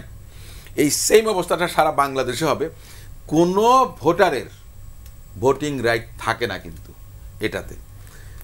দ্বিতীয় যেটা সবচেয়ে খারাপ জিনিস, সেটা হলো আপনার এই পদ্ধতিটার কারণে যে জিনিসটা হবে, এটা আমার দলেরও অনেকে হয়তো শুনলে আপসেট হবেন, সেটা হবে কি, একটা প্রপেন্সিটি টু বিকাম করাপ্টেড। কীরকম? ঠিক আছে, এখানে তো মনে করেন আপনার প্রার্থীকে চেনার দরকার নেই, আপনি 300 জনের লিস্টের মধ্যে প্রথম 50 জনের মধ্যে যাওয়ার জন্য আপনি একটা বিডিং সিস্টেম করে মনে করেন যে চলে গেলেন। আপনার বিগত সংসদগুলোতে, গত কয়েকটা সংসদ নির্বাচনে সংসদে আমরা দেখেছি 60 থেকে 70% ব্যবসায়ীরা আপনার এমপি। হ্যাঁ, ব্যবসা করেন, রাজনীতিবিদদের পেশা থাকা উচিত, রাজনীতি কারো পেশা হওয়া উচিত না। ব্যবসা আছে এরকম মানুষও রাজনীতি করতে পারেন, সেটা এক জিনিস। সে পরিমাণ দক্ষতা, সে পরিমাণ শিক্ষাগত যোগ্যতা, আইন প্রণয়ন করার মতো, মানে পার্লামেন্ট মেম্বার হবার মতো, যারা ল মেকার হবেন, এই উন্নয়ন প্রজেক্ট, আপনার ওই রাস্তাঘাট, টিয়ার কাবিকে এর সঙ্গে থাকার দরকার নেই। এই কথা আমিও কিন্তু, জাহেদ ভাই যে কথাটা বলেছেন, আমি বারবার বলেছি যে এটা বন্ধ করে দেন, দেখবেন যে কেউ এমপি ইলেকশন করতে আসবে না। স্থানীয় সরকার, ওই যে পৌর মেয়র কিংবা উপজেলা চেয়ারম্যান, এইসবের মধ্যে অনেকে যাবেন তখন। কিন্তু সেক্ষেত্রে জনগণের দিকে না গিয়ে আপনি দলীয় প্রধানকে খুশি করলেই কিন্তু আপনি হয়ে যাচ্ছেন। আমি দেখেন, আমি কাউকে মানে দায়ী করছি না, কিন্তু এটাকে সেদিকে নিয়ে যাবার মতো একটা পরিবেশ তৈরি হতে পারে, আমরা জানি না। কারণ আমাদের তো ইনস্টিটিউশনাল ডেভেলপমেন্টটা হয় নাই, আমাদের যে ডেমোক্রেটিক প্রসেস বিভিন্ন সময় বাধাগ্রস্ত হয়েছে। আমরা তো গণতন্ত্রেরই তো মনে করেন যে আপনার এই যে পাইনি, এখনো একটা স্থিতিশীল অবস্থায় আসেনি। আমরা বারংবার মনে করেন যে আমরা হোঁচট খাচ্ছি, আমরা দিগ্ভ্রান্ত হচ্ছি, লাইনচ্যুত হচ্ছি। তা আপনি সেটা যখন করতে পারেননি এখনো পর্যন্ত, আপনি মনে করেন যে পিআর পদ্ধতি, নিঃসন্দেহে এটা একটা ভালো পদ্ধতি, সেটা ভালো কথা। উচ্চ কক্ষেও তো আপনারা যেই ফর্মুলা যেটা চাচ্ছেন ভোটের অনুপাতে, এইটাও কি যৌক্তিক? এইটা বলেছেন যে পরবর্তী পার্লামেন্ট যখন আসবে, দেখেন উচ্চ কক্ষে তো এখন নির্বাচন হবে না, এখন তো আগে হতে হবে যেটা আছে বিদ্যমান সংবিধানে, আমাদের জাতীয় সংসদের নির্বাচন। আমি একটু বলি, উচ্চ কক্ষে বিএনপি যেভাবে চাইছে, just simply extension of lower house, কোনো দরকার নাই। এই নির্বাচন দিয়ে এটা করা যেতে পারে, কিভাবে বলি, আপনারা আরো ভালো জানবেন। এই নির্বাচনটা হয়ে যাবে এবং আমরা যদি সবাই একমত হই যে আপার হাউসে পিআর হবে, আমরা যদি মনে করি যে গণপরিষদরা জাস্ট অ্যামেন্ডমেন্টের মাধ্যমে করব, তো আমরা যদি ওই সংক্রান্ত যে অ্যামেন্ডমেন্ট হবে সেখানে যদি উল্লেখ করি যে 13th ইলেকশন থেকে এটা এফেক্টিভ হবে, তাহলে আপনি দেখবেন ওই ভোটের ভিত্তিতেই আপনি প্রাথমিক সংসদ, লোয়ার হাউস, যেমন মহিলা আসন যেটা হয়, উচ্চ কক্ষও কি মহিলা আসনের মতো করতে চান আপনারা বিএনপি, যে ভোটের অনুপাতে? এইটাও যৌক্তিক না? আমি যৌক্তিকতার বিষয়টা, আমি এই বিষয়টাতে মনে করেন যে আমার খুব একটা এই নেই, কারণ এখানে সালাউদ্দিন ভাই নিজে যান, তিনি যেটা বলেছেন দলের যেটা হয়তো বা সিদ্ধান্ত, যে আপনার পরবর্তী সংসদ সিদ্ধান্ত সেটা নেবে, পরবর্তী পিআর পদ্ধতি হবে না কি হবে, সেটা উনি আগে চাননি। কিন্তু জাভেদ, আপনারা তো চান যে ভোটের অনুপাতে উচ্চ কক্ষে মানে পিআর এর এই সিস্টেমটা, এইটা কি লোয়ার হাউসের সাথে আপার হাউসের একটা চেক অ্যান্ড ব্যালেন্সের জন্য? হ্যাঁ, আমরা তো প্রথম থেকেই যেটা বলে আসছি, দেখেন এখানে তো পিআর নিয়ে অনেকক্ষণ কথা হচ্ছে। লোয়ার হাউস পিআরের ক্ষেত্রে আমাদের, যখন আমরা নাগরিক কমিটি ছিলাম, পার্টি হই নাই যখন আমাদের কাছে এই আপনার সংবিধান বিষয়ক যে কমিশন ছিল, তখন তো ঐকমত্য কমিশন হয়নি, তারা আমাদের কাছে একটা পাঠালো যে আমরা কি চাইতে পারি বা কি বিষয়ে আমরা ভাবতে পারি, আমাদেরকে সংস্কারের তারা পাঠালো যে আমরা আমাদের পক্ষ থেকে মতামত দেওয়ার জন্য। সেখানে আমরা স্পষ্ট করে বলেছিলাম সেই সময়ে, সেটা আপনার নভেম্বর ডিসেম্বরের দিকের কথা গত বছর, সেখানেও আমরা স্পষ্ট করে বলেছিলাম যে বাংলাদেশের যে আপনার এই বর্তমান যে সংসদীয় গণতন্ত্রের যে ব্যবস্থাটা, এখানে এক একজন এমপি হচ্ছেন এক একজন জমিদারের মতন। হ্যাঁ, আপনার 300টা এরিয়া আছে, 300টা এরিয়ার মধ্যে এক একটা দল যে যত বেশি জমিদারি কন্ট্রোল করতে পারবে সেই এলাকার, সে হচ্ছে ওই এলাকার কন্ট্রোল তার কাছে থাকবে, সে ওইভাবেই এই জিনিসটাকে দেখে। হ্যাঁ, জমিদার যেমন আগেকার দিনে জমিদার বিডিং হইতো ওইরকম আর কি, বিডিং করে করে এক একজনকে ওখানে নমিনেশন দেওয়া হয়, তারা জিতে আসে, সেখানে মাসেল পাওয়ার থাকে, পেশি শক্তি থাকে, যে জমিদার যেমন থাকতো সেরকম একদম পুরো সেই সিস্টেমটাই কিন্তু আছে। আমরা এটা নিয়ে যখন কথা বললাম নিজেদের মধ্যে তখন এই পিআরের কথাটা আসলো। এখন পিআরটা নিয়ে যখন আমরা গবেষণা করলাম ওইখানে গিয়ে দেখলাম যে আপনার যেসব উন্নত দেশগুলোতে পিআরটা স্টেবল অবস্থায় আছে তাদের অবস্থার আমাদের অবস্থার মধ্যে আকাশ পাতাল পার্থক্য। আমরা যদি এখন নিম্নকক্ষে পিআরের দিকে যাই দেখা যাবে যে একটা স্থিতিশীল গভর্নমেন্ট আমরা পাবো না। আমাদের যে আঞ্চলিক অবস্থান এবং জিও পলিটিক্সের যে অবস্থান সব কিছু মিলায়ে একটা স্থিতিশীল সরকার থাকা দরকার, সেটা আমরা মনে করি, আমাদের পার্টি মনে করে। সেই জায়গা থেকে আমরা মনে করেছি যে না, একটা স্থিতিশীলতার জন্য সরকারের আমরা নিম্নকক্ষ এখন যেভাবে আছে সেভাবে থাকা দরকার। কিন্তু একই সাথে আবার ওই যে আপনার ধরেন 30-32% ভোট পেয়ে সংসদে 2/3 সংখ্যাগরিষ্ঠতা পেয়ে যায়, তারপর নিজের মতন করে আপনার সংবিধান সংশোধন করে ফেলে, ওই জিনিসটাকেও আমরা চেক অ্যান্ড ব্যালেন্সের মধ্যে রাখার কথা বলেছি। যে আপনি 32% ভোট পেয়ে আপনার 200 আসন পেয়ে গেলেন আপনার 2/3 সংখ্যাগরিষ্ঠতা, কিন্তু আপনি কিন্তু প্রায় 68% জনগণের মতামতকে উপেক্ষা করে আপনি আপনার মতন করে সংবিধান সংশোধন করছেন, সেইটাকে আমরা প্রশ্ন করেছিলাম। সেই জায়গাটা থেকে আমরা বলেছিলাম এই চেক অ্যান্ড ব্যালেন্সের জন্য অবশ্যই একটা আপার হাউস থাকতে হবে। সেই আপার হাউসটা ভোটের পিয়ারে আসতে হবে। ভোটের পিয়ারে আসলে যখন সংবিধান সংশোধনের মতন জায়গাটার ক্ষেত্রে আপার হাউসকেও একটা পাওয়ার দেওয়া থাকবে, সেই ক্ষেত্রে দুই জায়গায় যখন পাশের ব্যাপারটা আসবে চেক অ্যান্ড ব্যালেন্সের একটা ব্যাপার চলে আসবে এই জায়গায়। সেই ভাবনা থেকে আমরা আপার হাউসের পিয়ারের পক্ষে আমরা মত। কিন্তু আগামী নির্বাচনের আসলে যে বাস্তবতাটা আপনি যে ফর্মুলাটা দিলেন এটা যৌক্তিক। আগামী নির্বাচনে আসলে বড় দল বলতে একা বিএনপি, সেক্ষেত্রে বড় দল হবে একা, মানে আপাতত যেটা ধরে নেওয়া হচ্ছে যে বিএনপি একটা বড় দল। বিএনপি এর আগেও 40% ভোট পেয়েছে, যেখানে আওয়ামী লীগের উপস্থিতি ছিল। বিএনপি 40% 2001 সালে ভোট পেয়েছে। আমার কাছে 32.5% ভোট পেয়েছে না, 2001 সালে 40.97% ভোট পেয়ে 193টা আসন ছিল। আমার কাছে তথ্যটা রয়েছে। 40.1%, 40.97, 40.1 2001 সালে। হ্যাঁ 2001 সালে 4 দলীয় জোট ছিল। 4 দলীয় জোটের বিএনপি শুধু পেয়েছিল 25.5%। শুধু বিএনপি পাবেন না, না সেটাতেও জামাত 4.28% ভোট পেয়েছিল। জামাত যেখানে যেখানে নমিনেশন দিয়েছিল, জামাতের আসন ছিল 17টা 2001 সালে। যেখানে বিএনপি দাঁড়িয়েছিল সেখানে জামাত দাঁড়ায়নি, মানে দাঁড়ায় জামাতের উপরে তো বিএনপিতে গেছে ওটা। আমি সেই হিসাবে যাচ্ছি। এখান থেকে আপনি 32 বলতে পারেন না, তো এখানে কত পার্সেন্ট বিএনপি সেটা বলা যাবে না। মানে তো যেখানে আওয়ামী লীগের অনুপস্থিতিতে ভোট হবে সেখানে যদি আমি ধরে নিলাম বিএনপি 60% ভোট পায়, সেক্ষেত্রে আপার হাউসও তো আসলে তার কন্ট্রোলে থাকবে। যেই আসনে যেই নির্বাচনে বিএনপি সিট পাইছে 12টা, সেই ইয়েতে আওয়ামী লীগ ভোট পেয়েছে 48.something। ঠিক আছে, তো আপনি ওই ভোটের রেশিও আপনি এখানে টানতে পারবেন না। মানে বিএনপি হয়তো 200 ক্রস করে ফেলবে, কিন্তু 50% ভোট পাওয়া ইম্পসিবল বাংলাদেশের প্রেক্ষাপটে, এটা ইম্পসিবল। না সেটা যদি আওয়ামী লীগ বিএনপি থাকতো, আওয়ামী লীগের অনুপস্থিতিতে, আওয়ামী লীগের অনুপস্থিতিতে আওয়ামী লীগের অনুপস্থিতি এখানে শক্তি আছে না, শক্তি আছে। আমি একটু শিশির আপনার কাছে জানতে চাই, যেটা জাভেদ বলছিলেন যে একটা ঝুলন্ত পার্লামেন্ট হওয়ার একটা পসিবিলিটি রয়েছে। আমি এখানে 91 থেকে 2008 4টা নির্বাচনের ডাটাই আমার কাছে রয়েছে। এখানে আসলে কোনো নির্বাচনেই কোনো দল কিন্তু 48%-এর বেশি ভোট পায়নি। সেক্ষেত্রে যদি পিআর সিস্টেমে যান, প্রত্যেকটা সংশোধিত আসলে তখন ঝুলন্ত পার্লামেন্ট হবে। সেটা তো সরকারকে আসলে দুর্বল করে। একটা দুর্বল সরকার আনার জন্যে এত প্রচেষ্টাটা আসলে কেন? ঝুলন্ত পার্লামেন্টকে খারাপভাবে দেখছি কেন? পার্লামেন্ট মে বি ঝুলন্ত, this is also one of the form of forming government. একটা পার্লামেন্টে 2 পক্ষ 3 পক্ষ 4 পক্ষ থাকবে। প্রবলেম কি? এখানে আপার হাউস আছে, লোয়ার হাউস আছে। এটা একটা কনস্টিটিউশনাল মেকানিজমে পার্সেন্টেজগত দিক থেকে সকলেরই ভয়েস থাকবে। কিন্তু সেক্ষেত্রে তো ঘন ঘন সরকার পরিবর্তনের একটা বিষয় থাকে, কয়েকদিন পরপরই নির্বাচনের একটা ঝামেলা তৈরি হবে। দেখেন, আমি তো মনে করি হটলি কন্টেস্ট ছাড়া কোনো ডেমোক্রেসি কোনো দিনই ফ্লারিশ করে না। হটলি কন্টেস্টেড হতে হবে কোর্টে, যেখানে আমার আদার সাইডের ভালো অ্যাডভোকেট থাকে না, ওই মামলা জমে না। যত কথাই আমরা বলি না কেন, ওই জজদেরকে কনভিন্স করতে গেলে আমি যখন নজির টজির নিয়ে হাজির হব, আমার আদার সাইডের আইনজীবী যদি উইক থাকেন বা উনি যদি খুব স্ট্রং থাকেন আর আমি উইক থাকি, ওই মামলা করে বেশি জমজমাট কোনো আর্গুমেন্ট হয় না। তো ঠিক আছে, একদিকে 120 জন থাকবে, আরেকদিকে 90 জন থাকবে, আরেকদিকে 300 হইতে যে বকেয়া সেটা থাকবে। হোক, কিভাবে কনভিন্স করেন house of the leader, let us see how the leader of the house. সেক্ষেত্রে সরকার গঠন করতে গেলে তো তারা আরো 2-3টা পার্টির আসলে সম্মতি নিতে হয়। This is what is capacity.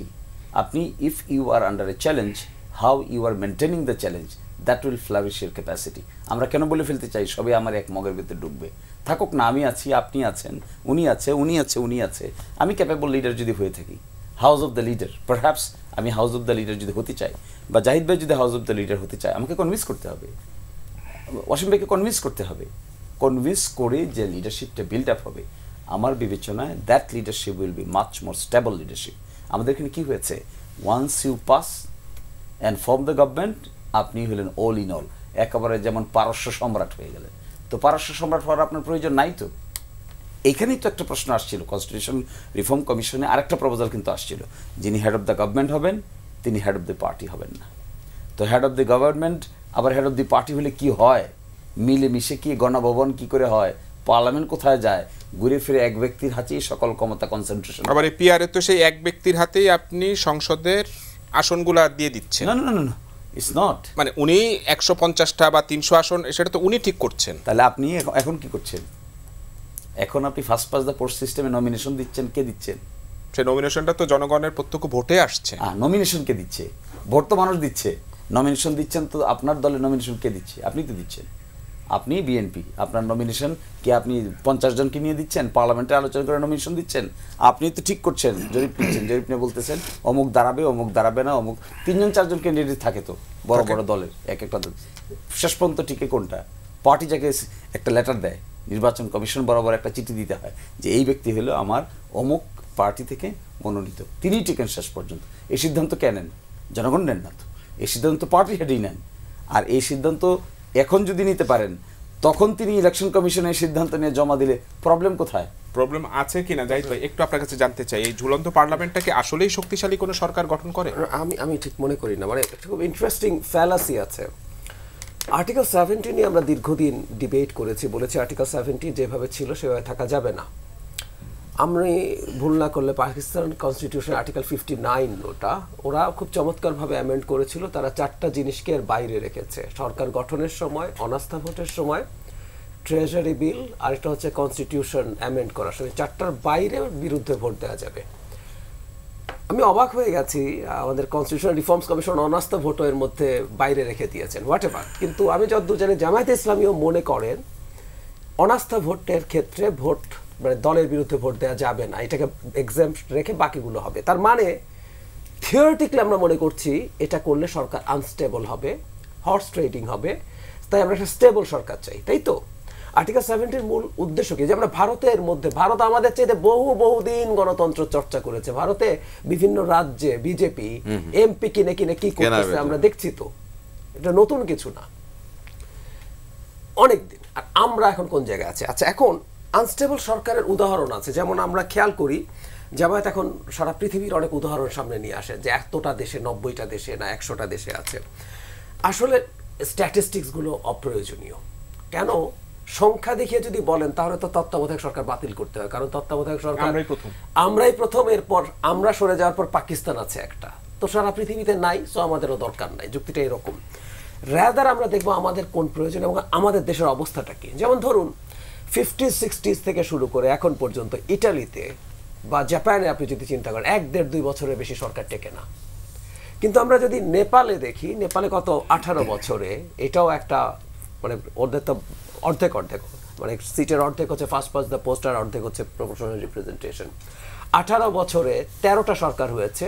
সবচেয়ে বেশি টেনিওর থাকা সরকারটা হচ্ছে 3.5 বছর, আর 4টা সরকার 1 বছর পার করতে পারছে। বাকি সবগুলো সরকারের আয়ু 1 বছরের কম। এখন নেপালে আলাপটা হচ্ছে একটা সরকার যখন ক্ষমতায় থাকতে পারছে না, এই যে তরুণদের বেকারত্বের কথা বলা হচ্ছে, যে তারা রাস্তায় নেমে এসছে, করাপশনের কথা বলা হচ্ছে, এটার একটা গুরুত্বপূর্ণ কারণ বলা হচ্ছে শর্ট টার্মের সরকার। ও দেখছে আমি বেশি দিন ক্ষমতায় থাকতে পারবো না, ওর লুটপাট করার প্রবণতা বাড়ছে, তার ইকোনমিক পলিসি নিয়ে এসে সেটাকে ইমপ্লিমেন্ট করার সময় পাচ্ছে না, ফলে এই আনস্টেবল সরকারই শেষ পর্যন্ত এই অস্থিরতা তৈরি করেছে। অনেকে বলেন ওরা রাস্তায় নেমেছে পিআরের বিরুদ্ধে না, দুর্নীতির বিরুদ্ধে। কেন দুর্নীতি এবং অর্থনীতি এই পর্যায়ে গেছে এই কারণটা অনেকে খুঁজে দেখেন না। এটা নিয়ে যথেষ্ট লেখাজোকা আছে নেপালে এই পিআরের কারণে কি হয়েছে। আচ্ছা, এখন ইটালি বা জাপান, শিনজো আবে যখন এত লম্বা সময় ক্ষমতায় থাকলেন, লম্বা মানে আমাদের হিসাবে লম্বা না, উনি 7-8 বছর ক্ষমতায় আছেন, জাপানের লোকজন অবাক হয়ে গেছে একজন প্রাইম মিনিস্টার এতদিন ক্ষমতায় আছে। কিন্তু জাপান তো প্রবলেমে পড়ে নাই, ইটালি প্রবলেমে পড়ে। কেন পড়ে নাই? কারণ হচ্ছে ওই দেশগুলোর অসাধারণ কতগুলো ইনস্টিটিউট তৈরি হয়েছে। মানে একটা গণতান্ত্রিক রাষ্ট্র মানে কি? সেপারেশন অফ পাওয়ার থাকবে, ইনস্টিটিউটস থাকবে, এগুলো ওদের মতো করে ফাংশন করে যায়, সরকার থাকলো কি না থাকলো এগুলো ম্যাটার করে না।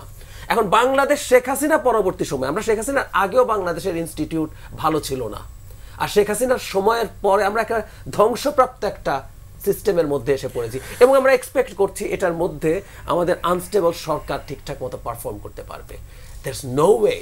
বরং বাংলাদেশে এখন একটা অত্যন্ত শক্তিশালী, যাদের যেভাবে বলছিলেন যে এই অঞ্চলের যে অবস্থা, যে পরিস্থিতি আছে, আগের যে কোনো সময়ের তুলনায় একটা যথেষ্টের বেশি শক্তিশালী সরকার থাকা জরুরি।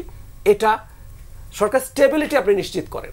সরকারের কিছু ক্ষেত্রে সরকারের পাওয়ার কমাতে হবে, যেমন এনসিসি। আমি নিজে কনস্টিটিউশনাল রিফর্মস কমিশন আমাকে যখন সিভিল সোসাইটি মেম্বার থেকে ডেকেছেন, আমাকে ডাকা হয়েছে, এবং আমি 4 বছর আগে এনসিসি নিয়ে কলাম লিখেছিলাম। এগুলো বিএনপি যে বলছে, কমিশন তো আসলে সরকারের পার্ট না, বিএনপি এগুলো নিজের হাতে রাখতে চাওয়া উচিত না। সরকারকে স্টেবল করেন, সরকারের চেকস অ্যান্ড ব্যালেন্স এবং সরকারের কিছু পাওয়ার কমিয়ে দেন। কমিশনগুলো বা আপার হাউসে আপনি যদি 2/3 মেজরিটির মাধ্যমে আপনি কনস্টিটিউশন যদি দুটোর ক্ষেত্রে এরকম কিছু কিছু কাজ করেন, এই জন্যই আসলে ওটা একটা অপশন ছিল, আমি নিজেও সেটাকে সমর্থন করি। সো ওইটা জরুরি, কিন্তু বাংলাদেশের লোয়ার হাউসে ওই বাস্তবতার আশপাশেও আমরা নাই। আমাদের আরো দীর্ঘ একটা গণতান্ত্রিক চর্চা লাগবে। ধরুন জার্মানিতে গত কয়েকটা সরকার এমন হয়েছে যেখানে বিরোধী যে দল, ও আপনার বিরোধিতাও করছে, ও আপনার সাথে আবার সরকারেও আপনাকে সমর্থন দিয়েছে, মন্ত্রী আছে, এসব ঘটনা ঘটেছে ওখানে। বাংলাদেশে আসলে এই ওই বাস্তবতা কালচারে যাওয়ার মতো অবস্থাও আসলে আমাদের নেই, কাছাকাছিও নেই। কাছাকাছি নেই। অসীম ভাই, আপনার কাছে একটু জানতে চাই, এই যে পিআরের বিষয়টা জামাত বা ইসলামী দলগুলো সামনে আনলো, এটা কি আসলে জনগণের সঠিক প্রতিনিধিত্ব নিশ্চিত করার জন্য না অন্য কোনো উদ্দেশ্যে? আমার তো মনে হয় যেন মন থেকে বোধহয় জামাত ইসলামও পিআর চায় না। পিআরের বিষয়টা এসেছে, আপনি একটা ইস্যু থ্রো করে দিলেন, তার প্রতিদ্বন্দ্বী হিসেবে তারা মনে করেন যে বাংলাদেশ জাতীয়তাবাদী দল, তারা পিআর নিয়ে মনে করেন যে তাদের এই ওনারা পক্ষাবস্থান নিয়েছে, বিএনপি সেটা বিরোধিতা করে একদিকে ব্যস্ত থাকবে, আর অন্যদিকে যেটা ওনাদের দরকার উঠান বৈঠক করা, জনগণের সঙ্গে সম্পৃক্ততা, ভোট চাওয়া, নির্বাচনী কার্যকলাপ যা আছে, মূলত জামাত ইসলাম সবার থেকে এগিয়ে আছেন, এটা আমি বিশ্বাস করি। তারা মানে নির্বাচনী প্রচারণার ক্ষেত্রে, আমি তো আমার এলাকায় যাই, তো ফ্ল্যাট থেকে আপনার ইসলামী ছাত্রী সংস্থা কিংবা জামাতের ভদ্র মহিলারা বোরকা পরে আসেন, দারোয়ানদেরকে জিজ্ঞেস করি কারা, ওনারা বলে যে ওনারা দাওয়াত দিতে আসেন। ওনারা কিন্তু ওনাদের এই কাজটা করে যাচ্ছেন, কিন্তু আপনাকে পিআরের মধ্যে ফেলে দিলেন। ওনারা কিন্তু অরিজিনাল পিআর যেটা পাবলিক রিলেশনশিপ যেটা, ওনারা অরিজিনাল কিন্তু পিআর এর মধ্যেই আছেন। ওনারা সংসদের পিআর এর মধ্যে নাই, ওনারা জনগণের পিআর এর মধ্যে আছেন। আরেকটা আছে যে চাপ প্রয়োগ করা রাজনৈতিকভাবে, যেমন আমি প্রথম থেকে না, বাংলাদেশের সব নাগরিকরাই মনে করতেন যে সবাই মিলে মনে করেন যে একটা সংসদ হবে, সেখানে আসন ভাগাভাগি করবেন, বিরোধী দল হিসেবে যাবেন যারা, তারা হয়তো বা প্রত্যাশা একটু বেশি ছিল, যে একটা স্ট্যান্ডার্ড যেটা আছে মনে করেন যে সে ধরনের কিছু একটা ছিল। এটা তো হয়তো বনিবনা হয়নি বা মতের অমিল হয়েছে, বিভিন্ন বিষয় থাকে, দূরত্বটা বাড়ছে, দূরত্বটা বেড়েছে, এ ব্যাপারে কোনো সন্দেহ নেই। তো সেদিক থেকে মনে করেন যে এটাও এক ধরনের একটা স্ট্র্যাটেজি হতে পারে, কারণ বাস্তবতা আমি মনে করি জামাত ইসলাম খুব ভালো করে উপলব্ধি করেন যে পিআর পদ্ধতিটা বাংলাদেশের জন্য কতটুকু কার্যকর। এই পিআর পদ্ধতির কথা জাহিদ ভাই যে কথাটা বলেন যে আপনি আর্টিকেল 70টাই টোটালটা আপনি বিলুপ্ত করে দেন না, পুরো পার্লামেন্টটাই তো আপনার পিআর পদ্ধতিতে চলে যাবে। সরকার মনে করেন যে ওই তার সংসদ সদস্য তার নিজের যেই চাওয়া পাওয়া, বক্তব্য, প্রত্যাশা, সে অনুযায়ী তার যদি না মেলে সে ফ্লোর ক্রস করবে, তাই না?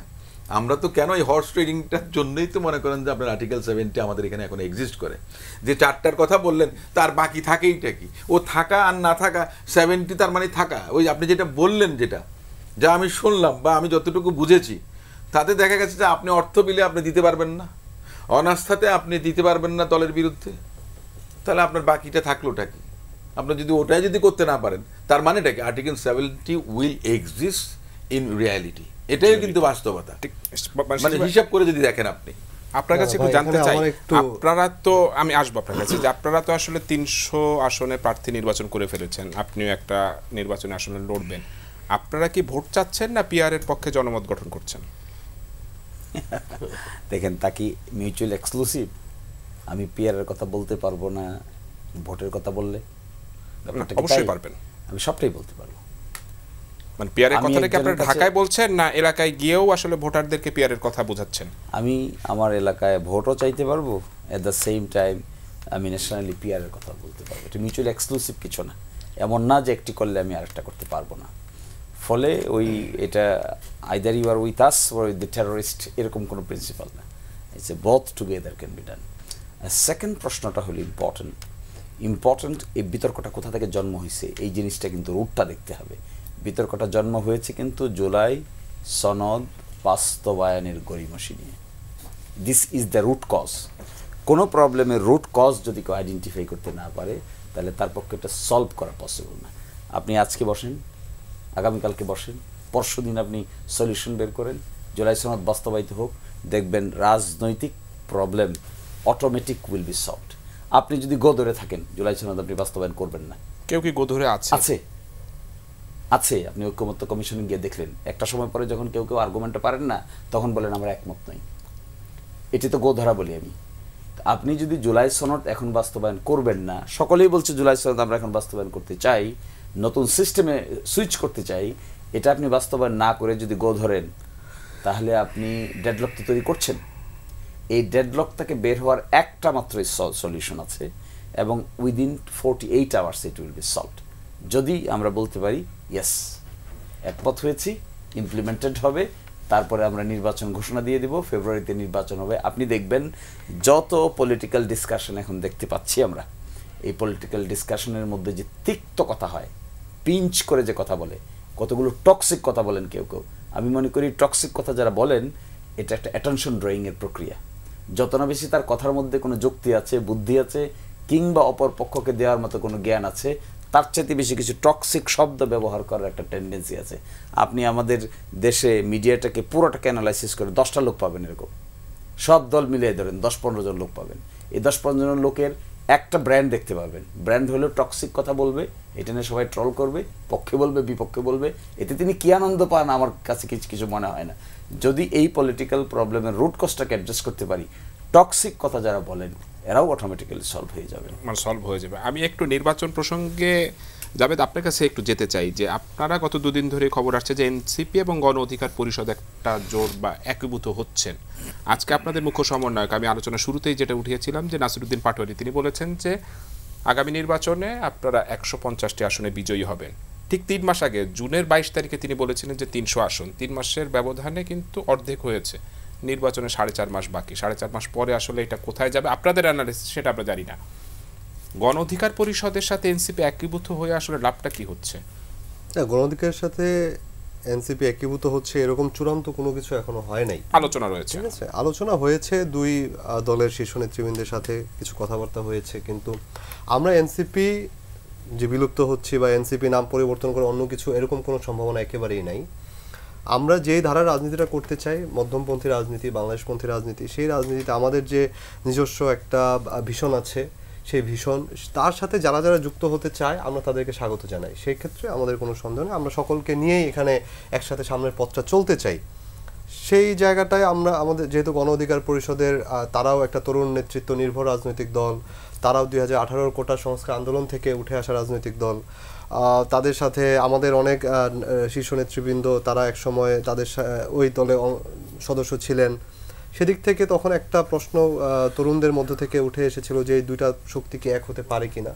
সেই তরুণদের চাওয়া থেকেই আসলে এই আলোচনাটা সূত্রপাত, কিন্তু এখনো চূড়ান্ত রকম কোনো কিছু হয়নি, বা যখন হবে এই দুই দলের বাইরেও কি কোনো দলের সাথে আপনাদের আলোচনা চলছে? আমি তো বললামই যে আপনাদের সাথে আলোচনা করছে। আমি তো বললামই যে আমরা যখনই আমাদের সাথে কেউ আসতে চাবে, আমাদের মতের সাথে মিলবে, আমাদের ভিশনের সাথে মিলবে, আমরা যেই ধারা রাজনীতিটা করতে চাই, ইনক্লুসিভ রাজনীতি, সেটা করবে, সেই মনমানসিকতা নিয়ে ধারণা যারা আসবে আমাদের সাথে তাদের জন্য আমরা ওপেন আছি, উন্মুক্ত আছি, তাদেরকে মোস্ট ওয়েলকাম। আমি একটু অসীম ভাই আপনার কাছে জানতে চাই যে বিএনপির একটা জোট রয়েছে, গণতন্ত্র মঞ্চের সাথে আপনাদের একটা জোট রয়েছে, বাম জোটের সাথেও একটা ঐক্য রয়েছে। আগামী নির্বাচনে তো আপনারা এই জোটের বিভিন্ন দলকে আসন ছেড়ে দেবেন এরকমের আমরা শুনতে পাচ্ছি। সেক্ষেত্রে আপনাদের দলের প্রতিটা আসনেই তো 4-5 জন করে ক্যান্ডিডেট রয়েছে, যেখানে জামাত অলরেডি প্রত্যেকটা আসনেই তাদের প্রার্থী চূড়ান্ত করে ফেলেছে। এই যে অন্যান্য দলগুলোতে ছাড় দিয়ে আপনার দলের ভিতরে কোনো দ্বন্দ্ব তৈরি হবে কিনা বা দলকে দুর্বল করবে কিনা? আমি এটা মনে করি না, কারণ আপনার সবাই দলের সিদ্ধান্ত মানবে। বাংলাদেশ জাতীয়তাবাদী দল বড় দল, আপনার এখানে অনেক নেতার তেগ আছে, বিভিন্ন জেলায় বলেন, বিভিন্ন কনস্টিটিউয়েন্সিতে বলেন, 1-2 জন না, বিভিন্ন আপনি মনে করেন যে রাজনৈতিক প্রতিদ্বন্দ্বী গ্রুপও থাকে, কিন্তু ইন্টারনাল মনে করেন যে আপনার কনফ্লিক্ট, এগুলি কিন্তু বিদ্যমান রাজনৈতিক দলগুলোর মধ্যে। আপনি হয়তো বলতে পারেন যে জামাত সেটাকে মনে করেন যে ইরোশন যেটা, সেটাকে মনে করেন যে ডিফিউজ করে ওনারা ওনাদেরটা আগেই করেছেন, ওনারা হয়তো অনেকটা এগিয়ে আছেন। বাংলাদেশ জাতীয়তাবাদী দলেও যতটুকু আমি জানি প্রায় 200 আসনের উপরে মনে করেন যে আমাদের একক প্রার্থী দল সিদ্ধান্ত নিয়েছে। তার মধ্যে আছে মনে করেন যে কোথাও কোথাও মনে করেন যে এখনও হয়তো দল সিদ্ধান্তহীনতার মধ্যে আছেন, বা এখনও আপনার বিবেচনা করছেন যে কে ভালো প্রার্থী হতে পারে। কারণ সময় মানে যে পরিবর্তিত পরিস্থিতি যেটা, তার উপরে কিন্তু অনেক কিছু ডিপেন্ড করবে। সেই ক্ষেত্রে আপনার এর পরিবর্তে বি কে দেবে, বির পরিবর্তে এ কে দেবে, এ ধরনের একটা বিষয়। আর একটা বিষয় যেটা আছে, আপনার শরিক দল যুগপৎ আন্দোলনের সঙ্গে যারা ছিলেন, বাংলাদেশ জাতীয়তাবাদী দলের একটা কমিটমেন্ট আছে, সেখান থেকেও মনে করেন আপনার সিট তাদেরকে দেবেন। সেক্ষেত্রে দলের বৃহত্তর স্বার্থে দলের নেতা, যেমন আমার এখানেও যদি এরকম হয় বা অন্য কোনো জায়গায় যদি হয়, সেটা আমার দলের জন্য নিশ্চয়ই আমাকে স্যাক্রিফাইস করতে হবে, বা যে কেউ আছেন নেতারা তারা স্যাক্রিফাইস করবেন। এই যুগপৎ আন্দোলনে যারা ছিলেন তার বাইরেও যেটা যদি অন্য কেউ আসতে চান, বা বাংলাদেশ জাতীয়তাবাদী দলও যদি আপনার অন্যদের সঙ্গে আপনার একটা ইলেকশন অ্যালায়েন্স করতে চান, সেক্ষেত্রেও তো দেখা গেছে যে তাদেরকে সিট দিতে হবে, তাই না? সেটা আলাপ আলোচনার মধ্য দিয়ে হবে। আমি তো মনে করি একটা পর্যায়ে, এর আগেও তো নির্বাচন করেছে বাংলাদেশ জাতীয়তাবাদী দল, অনেকগুলো নির্বাচন করেছে না? তো সেক্ষেত্রে এই আসন ছাড়াছাড়ি করতে গিয়ে কি আসলে বিদ্রোহী প্রার্থীর সংখ্যাটা বাড়বে? দেখেন, আমি এরকমের আশঙ্কাকে বিএনপি করে আমি এটা মনে করি না। আমি এটা মনে করি না। বিদ্রোহীর সংখ্যা থাকে, বিদ্রোহী প্রার্থী থাকে, কিন্তু প্রার্থী দেখা গেছে সংসদ নির্বাচন, জাতীয় সংসদ নির্বাচন, সেখানে কিন্তু আপনার দলীয় প্রতীকটাই সবচেয়ে বড় বিষয়। বাংলাদেশের জনগণ সেভাবেই কিন্তু আপনার বাছ বিচার বিশ্লেষণ করে থাকেন। খুব কম সংখ্যক জায়গায় দেখা গেছে যে কোনো স্বতন্ত্র প্রার্থী পাশ করেন, সেখানে স্বতন্ত্র প্রার্থী তার স্বকীয় ইমেজটা কিন্তু ওভার দ্য ইয়ার্স ডেভেলপ করেন। আপনি ওই যে বিদ্রোহী হয়ে যাবেন, মনোনয়ন আপনি পাননি, আপনি সে কারণে আপনি এগ্রিভড, আপনি ভোট করছেন, সেক্ষেত্রে জনগণ তাকে আপনার গ্রহণ করবে, এটা ভাবার কোনো কারণ নেই। অতএব ওই যেটা আগে ছিল, যিনি স্বতন্ত্র হতেন, তিনি কোনো দলের মধ্যে না থেকেও ওনার ওই স্বতন্ত্র বৈশিষ্ট্য নিয়ে ওনার যেই অ্যাটাচমেন্টটা জনগণের সঙ্গে, ওটাই ওনাকে আপনার সুযোগ দেবে, আবার বিদ্রোহীকে সুযোগ দেবে না। আমি একটু জাহিদ ভাই আপনার কাছে জানতে চাই, ভোটের আগে জোট, এইটা তো খুব মানে পপুলার একটা আলোচনা, এবং এবারও দেখা যাচ্ছে যেমন এনসিপিও বলছে যে তাদের আদর্শের সাথে আসলে যদি কোনো রাজনৈতিক দল আসে, তারা আসলে সেটার সাথে একটা জোট হতে পারে। এই জোটটা কি আসলে আদর্শিকভাবে হচ্ছে, না শুধুমাত্র ভোটের চিন্তা ভাবনা করে হচ্ছে? এবং আগামী নির্বাচন নিয়ে কিন্তু অনেকের মধ্যে কথা আছে যে একটা আসন ভাগাভাগির একটা নির্বাচন হতে যাচ্ছে, আসলে কি সেটা বাস্তবসম্মত হবে? হতে পারে। আমি একটু অসীম ভাইয়ের একটা জিনিস একটু কারেক্ট করি, সেটা হচ্ছে এবার কিন্তু একটা নতুন নিয়ম হয়েছে। নির্বাচন কমিশন প্রপোজ করেছে জোটের হলেও আপনি প্রধান যে দল তার প্রতীক নিতে পারবেন না। ফলে বিএনপি যদি সিট ছেড়ে দেয়, সেসব জায়গায় অনেকেই ধানের শীষ পাবেন না, তাদের জায়গায় যদি স্বতন্ত্র দাঁড়ায় সম্ভাবনা আছে তারা জিতে যাবে। সুতরাং এবার কিন্তু একটা নতুন বাস্তবতা, একেবারেই নতুন বাস্তবতা। আচ্ছা, জোটের ক্ষেত্রে আমরা মোটামুটি নির্বাচনকে মাথায় রেখে করা জোটই দেখতে পাচ্ছি, তবে একটা আদর্শিক জোটেরও চেষ্টা আছে বলে আমরা দেখব। সেটা হচ্ছে ইসলামী দলগুলোর একত্রে আসার চেষ্টা। জামায়াতে ইসলামী প্রকাশ্যে এই ধরনের ঘোষণা দিয়ে তারা ইসলামী আন্দোলন সহ আরও ইসলামী দলগুলোকে নিয়ে একটা কম্বাইন্ড ইসলামিক জোট তৈরি। এই ক্ষেত্রে কিছুটা হলেও, যদিও তাদের ইসলামের ব্যাখ্যা প্রসঙ্গে মতপার্থক্য আছে, কিন্তু তারা তারপরও একটা আদর্শগত জোট হিসেবেই দাঁড়াতে চাইছেন। যদিও তার সাথে তারা মধ্যপন্থী দল যেমন এনসিপি বা এদেরকেও সাথে নিতে চাইবেন বলে, বিএনপি ছাড়া আমরা জনাব তাহেরের একটা সাক্ষাৎকার দেখেছি, বিএনপি বাদ দিয়ে যে কাউকে তারা নিতে প্রস্তুত আছেন। সো ব্যাপারটা এইরকম হবে। আপনার আরেকটা যে প্রশ্ন, যে এই নির্বাচন ভাগাভাগি নির্বাচন, আসলে একটা পরিস্থিতি হয়তো আছে। আমি আসলে মানে ধারণা করি যে নির্বাচনের মাঠে যে এখন অনিশ্চয়তার এক ধরনের পরিস্থিতি আছে। শিশির ভাই যেটা বললেন যে এটা জুলাই সনদ, আমার কাছে ঠিক জুলাই সনদও মনে হয় না। আমার কাছে মনে হয় এই আন্ডারস্ট্যান্ডিংটা হওয়াটাই হলো মূল ইস্যু। কারণ এই যাবতীয় আন্দোলন বা চাপ, মানে সব কিছু আসলে মূলত বিএনপির উপরে চাপ তৈরির প্রচেষ্টা বলে আমি মনে করি, এবং সেটা শিশির ভাইও বলবেন বিএনপির উপরে চাপ, কিন্তু সেটা জুলাই সনদ বাস্তবায়ন, কিন্তু আমি তা মনে করি না। খেয়াল করবো আমরা জাতীয় পার্টি নিষিদ্ধ করার আলাপটা, এই যে ওনারা যখন মাঠে আছেন ওর মধ্যে ওই আলাপটা আছে, এবং এর উদ্দেশ্য হচ্ছে জাতীয় পার্টিকে যদি সরিয়ে ফেলা যায় তাহলে বাকি দলগুলোর একটা হাতে বিরাট শক্তি চলে আসে। তারা যদি নির্বাচন বয়কটের পর্যায়ে যান, কথার কথা, তখন BNP will be seriously nervous. কারণ হলো তখন নির্বাচন কে করবে, কাদের সাথে তাদের নির্বাচন হবে। সেই ক্ষেত্রে এক ধরনের আন্ডারস্ট্যান্ডিংয়ের চেষ্টা থাকবে আমি মনে করি, কারণ বিদ্যমান প্রেক্ষাপটে অনেকে এটা বলার চেষ্টা করছেন। আমি বিএনপিকে অনেককে দেখেছি, বিএনপিকে বলছেন যে আপনারা জাতীয় সরকার করতে চান, মানে যদি তাই হয়ে থাকে তাহলে সংসদটাকে সেরকম একটা জাতীয় সবার সাথে কম্বাইন্ডলি একটা সংসদ কেন করছেন না, অনেককে আপনি এই ধরনের বিভিন্ন ছাড় দিয়ে। সো এই আলাপটাও আছে, এখন মাঠের পরিস্থিতি আসলে ডিসাইড। জাতীয় পার্টি প্রসঙ্গটা যখন আনলেন, জাতীয় পার্টিকে নির্বাচন থেকে দূরে রাখা সেটা কি শুধুমাত্র যে চাপ প্রয়োগ করা, না তার ভোটারের প্রতিও একটা নজর রয়েছে যে এই ভোটগুলো আমার প্রয়োজন? দুটো জিনিস, আমি দুটো কারণ আসলে আছে, আমি সবসময় বলি। সেটা হচ্ছে ভোটার তো কারণই, এবং শুধু সেটা না, জাতীয় পার্টির মধ্যে যদি আওয়ামী লীগের লোকজন জাতীয় পার্টির ক্যান্ডিডেট থেকে ভোট দেয়, বা যেসব জায়গায় আওয়ামী লীগ আছে সেখানে মানে এমন আওয়ামী লীগ যিনি পদে ছিলেন না, আপনি তাকে ঠেকাবেন কিভাবে?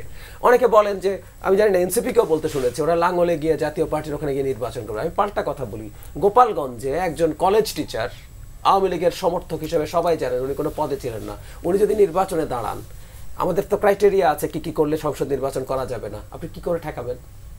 বা জেলে থাকা সালমান এফ রহমান, ওনার যদি ওই যে এখন নতুন আইন হয়েছে আইসিটিতে যদি ওনার চার্জশিট হয়, এর বাইরে যারা আইসিটির চার্জশিট প্রাপ্ত নন, জেলে থাকা আওয়ামী লীগের নেতারা যারা আছেন, তারা তো পার্টিসিপেট করতে পারবেন ইলেকশনে, তাদের তো কনভিকশন হয় নাই। ঠেকাবেন কিভাবে আপনি? ওনারা ইন্ডিভিজুয়াল দাঁড়াবেন, ওনারা নৌকা থেকে দাঁড়াবেন না। তো একইভাবে দেখা যাবে লাঙ্গলের মধ্যে যদি দাঁড়ায়, অনেকে জিতে যেতে পারে, অনেক এলাকা আছে। সো এটা একটা ভোট তাদের দিকে গেল, এমনকি তারা জামাতের সাথে সেকেন্ড পজিশনের জন্য কম্পিটও করে ফেলতে পারে। আর এটা একটা কারণ। আরেকটা যেটা আমি বললাম, জামাত যদি মানে বিএনপি যদি না থাকে, তাহলে আসলে জাতীয় পার্টি যদি না থাকে, তাহলে তারপর বাকি দলগুলো যদি একত্র হয় যে আমাদের এই বিষয়গুলো তোমাকে মানতে হবে, না আমরা নির্বাচনে যাব না, কারণ কিছু দলের তো এই বলার রাইট আছে যে আমি নির্বাচনে পার্টিসিপেট করব না।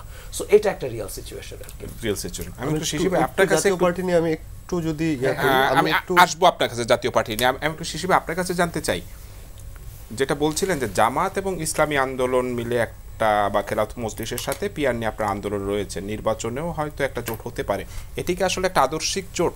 ইসলামী আন্দোলনের আদর্শের সাথে জামাতের আদর্শটা কি আসলে মিলে? দেখুন, 5 আগস্টের পরে আপনি একটা ক্লিয়ার ডিস্টিংশন দেখতে পাবেন। ডিস্টিংশনটা হলো ইসলামী দলগুলোর মধ্যে দূরত্ব কমেছে। আগে এটা বেশি ছিল, আগে যে পরিমাণ ফতোয়া দেখতে পাইতেন, এখন এই ফতোয়া দেখতে পাবেন না। এটাকে আমি একটা ডেভেলপমেন্ট বলি। অনেক সময় মানুষ পরিবেশ পরিস্থিতি সাপেক্ষে ডেভেলপ করে, থিঙ্কিং প্যাটার্ন স্টাইল ডেভেলপ করে। এই যে আলোচনা করছে, কথা বলছে, আসা যাওয়া করছে, একসময় তো বসতেও না একসাথে, একসময় তো কথাই বলতে না একজন একজনের সাথে। আমি মনে করি কথা বলতো খুব বাজে ল্যাঙ্গুয়েজে, আসলে আমরা কথা দেখেছি। আর কথা বলা বলতে আমি বোঝাচ্ছি এক জায়গায় বসে কথা বলতে, যে যার মতো যে যার জায়গায় প্ল্যাটফর্মে তো কথা বলতেই পারে। তো এটাকে আমি মনে করি এটা ইটসেলফ ইজ এ পজিটিভ মেরুকরণ। এটাকে আপনি ইসলামের দৃষ্টিকোণ থেকে না দেখেও রাজনৈতিক কালচারের ডেভেলপমেন্ট হিসেবে দেখতে পারেন। তো পলিটিক্যাল কালচার যদি ডেভেলপ করে, ইসলামিক দল, এই জামাত ইসলামী কি এনসিপির সঙ্গে আলোচনা করছে না? করছে। জামাত ইসলামী কি বিএনপির সঙ্গে আলোচনা করছে না? করছে। তো বিএনপি কি জামাত ইসলামের সঙ্গে আলোচনা করছে না? করছে। এটা আপনি রুট লেভেলে গেলে বেশি দেখতে পাবেন, এখান থেকেও বেশি দেখতে পাবেন, আমার জেলায় ভাইয়ের জেলায় গেলে দেখতে পাবেন, ওই লক্ষ্মীপুরে কি হচ্ছে দেখতে পাবেন, নোয়াখালীতে কি হচ্ছে দেখতে পাবেন। তো এই ডেভেলপ, এটা কারণ কি অভ্যুত্থানের পক্ষে যারা ছিল তাদের মধ্যে একটা আত্মিক রিলেশন তো আছে, তারপরেও রাজনৈতিক কারণে বিভিন্ন এজেন্ডা বেসিসে মতপার্থক্য হয়। এই মতপার্থক্যটাকে আমি আদর্শিক দৃষ্টিকোণ থেকে দেখার বাইরেও এজেন্ডা ভিত্তিক দেখতে অনেক বেশি স্বাচ্ছন্দ্য বোধ করেন। আমি একটু যাবে মানে জাতীয় পার্টি নিয়ে আপনার অবস্থানটা যদি 1 মিনিটে। জাতীয় পার্টি নিয়ে ভাই যেটা বলেন জাহেদ ভাই, সেটার সাথে আমি দ্বিমত পোষণ করি এইভাবে, এই কারণে সেটা হচ্ছে আমরা শুধুমাত্র ভোটের হিসাব, কে কত % ভোট আছে, কার কি, সেই সব নিয়ে আমরা কখনো জাতীয় পার্টি নিয়ে কথা বলিনি। জাতীয় পার্টি নিয়ে কথা বলেছি একটা কারণে, সেটা হচ্ছে আজকে আওয়ামী লীগ যে ফেসিস্ট অবস্থায় পৌঁছালো, তার সে পৌঁছানোর জার্নিটাতে সবচেয়ে বেশি সহযোগিতা করছে জাতীয় পার্টি। এবং সেই 2014 সালের ইলেকশনের আগে জাতীয় পার্টির যে অবস্থান, সেটা কিন্তু পুরো বাংলাদেশের রাজনীতির যে ল্যান্ডস্কেপটা কিন্তু চেঞ্জ করে দিয়েছে। ঠিক আছে, সেই জায়গা থেকে আমরা মনে করি যে আওয়ামী লীগ গণতন্ত্র হত্যা করেছে, সেই গণতন্ত্র হত্যার অন্যতম সহযোগী ছিল জাতীয় পার্টি। আর আমি একটা কথা বলতে চাচ্ছিলাম যে আজকে স্বরাষ্ট্র উপদেষ্টার সাথে জিএম কাদেরের একটি বৈঠক হয়েছে। আমি তীব্রভাবে নিন্দা জানাই যে সরকারের পক্ষ থেকে এই ধরনের সরকারের দায়িত্বশীল কেউ জাতীয় পার্টির সাথে কোনো ধরনের আলোচনায় বসবে, এটা আমরা আমাদের দলের পক্ষ থেকে এবং আমরা ব্যক্তিগত পক্ষ থেকেও তীব্র নিন্দা জানান। অসীম ভাই, জাতীয় পার্টি ইস্যুতে বিএনপির অবস্থানটা যদি 1 মিনিটে শেষ করেন। দেখুন, আপনার আগস্ট পরবর্তী 2024 এক বছর চলে গেছে প্রায়, হঠাৎ করে আপনার জাতীয় পার্টির বিষয়টা এসছে যখন গণ অধিকারের নুরুর উপরে যে হামলা হয়েছিল বা জাতীয় পার্টির অফিস ঘেরাও, তখন কিন্তু এর আগে কিন্তু কেউ কোনো কথা বলেনি। কিন্তু আমার ব্যক্তিগতভাবে আমি যদি মনে করি স্বৈরাচারকে যারা ফ্যাসিলিটেট করেছিলেন তার সবচেয়ে বড় অংশীদার হলো জাতীয় পার্টি। এখন আমি জাতীয় পার্টির বিরুদ্ধেও কিছু বললাম না, কিংবা প্রশাসনের যে সমস্ত কর্তা ব্যক্তিরা এখনও আছেন, অনেকেই আছেন, তারা আপনার সরকারকে মানে যে সরকারটা ফেসিস্ট সরকার ছিল তাদেরকে মনে করেন যে আপনার সহযোগিতা করে গেছে অন্যায় অপকর্মের মধ্যে, আপনার তাদের সহযোগিতা ছিল। সিভিল প্রশাসন বলেন, পুলিশ প্রশাসন বলেন, কারো বিরুদ্ধে তো কোনো ব্যবস্থা হয়নি। তাহলে আমরা মনে করেন যে এই যে সংবিধান সংস্কার কত কিছু করছি আমরা বিচারের কথা বলি, কারের কথা শুধু আওয়ামী লীগের বিচারের কথা বলি, কিন্তু এই বিচার ফাঁকি দিয়ে কতজন মনে করেন যে সবারই আসলে বিচার হওয়া উচিত আপনি মনে করেন? সবারই, কিন্তু তাহলে তো মনে করেন যে যারা আত্মাহুতি দিয়েছে তাদের রক্তের সঙ্গে এক ধরনের বেইমানি করা হয়। আমার সময় একেবারে শেষ। আপনাদের চারজনকে অসংখ্য ধন্যবাদ। দর্শক, এতক্ষণ দেখছেন পাবলিক পার্লামেন্ট অনুষ্ঠান। আজকে মতো বিদায় নিচ্ছি, সবাইকে ধন্যবাদ।